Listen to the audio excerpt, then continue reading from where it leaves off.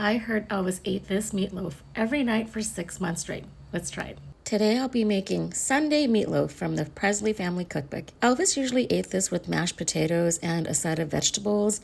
I didn't have any potatoes on hand, so I'm going to make Crowder peas to go with it, and I got that recipe from the same cookbook. Now for the meatloaf, it's 1 pound of ground beef, 1 teaspoon of salt, 1 teaspoon of pepper, 2 cloves of garlic minced, 1/4 cup of chopped onion, 3 slices of bread. It didn't say whether to keep it whole or whatnot, so I ended up dicing it.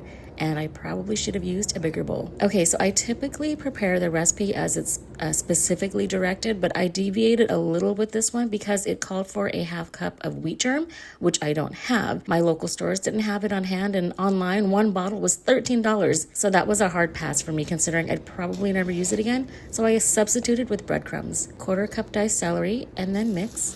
Add 2 beaten eggs and mix some more. The recipe didn't indicate which type of pan to use, only to cook it in tomato juice, so I formed it into a loaf and put it in a loaf pan. Then add 1 can of tomato juice. Again, no directions on how big of a can, so I eyeballed it. I didn't know if I was supposed to pour the juice on top either, so I didn't, so the meatloaf can brown nicely. Then put it in the oven at 375 degrees for 35 minutes. Okay, it's been 35 minutes, so let's check on the meatloaf. Well, that's an interesting color. Not very appetizing as far as aesthetics. After 35 minutes, the internal temp didn't get to where I wanted it, so I threw it back in the oven for another 20 minutes because I'm not trying to get food poisoning. And that did the trick.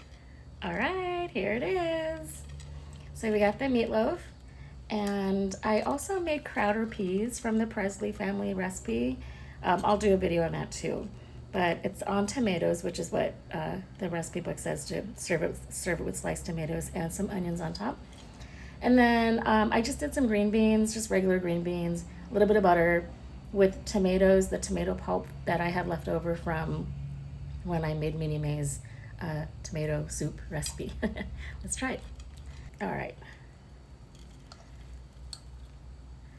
It's very thick.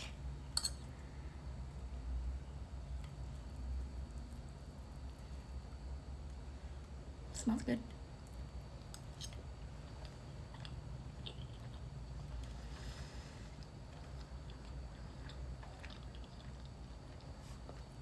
It's very different, very bready.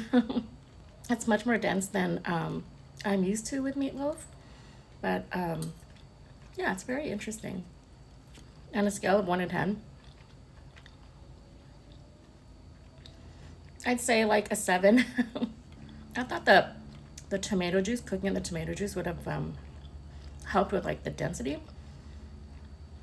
And it's good flavor. I like the tomato juice in it. I've never cooked meatloaf with tomato juice. Let's try the Crowder peas.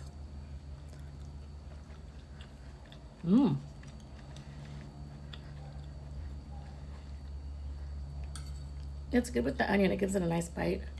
I like it. I'd use a little more salt. I think I'll end up repurposing this meatloaf and maybe putting it in like spaghetti and meatballs or something. Let me know if you try this recipe and what you think of it.